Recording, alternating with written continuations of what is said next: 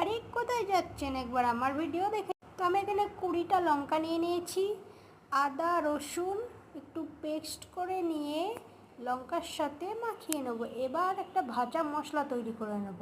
1/2 চামচ ধনে, 1/2 চামচ জিরে, 2টো শুকনো লঙ্কা, মেথি, সামান্য পরিমাণ 5 ফোড়ন, কালো জিরে আর মৌরি দিয়ে সমস্ত কিছু একটু ভেজে নেব। ভাজা ভাজা হয়ে আসলে পাত্রে নিয়ে হাতের সাহায্যে গুঁড়ো করে নেব। তো একটা বাটিতে আমি 1/2 কাপ মতো তেল নিয়ে তেলটাকে গরম করে নেব গ্যাস জ্বালিয়ে। তেল গরম হয়ে আসলে তেলটাকে ঠান্ডা করে নিয়ে আগে থেকে করে রাখা লঙ্কার পেস্টটা দিয়ে দেবো।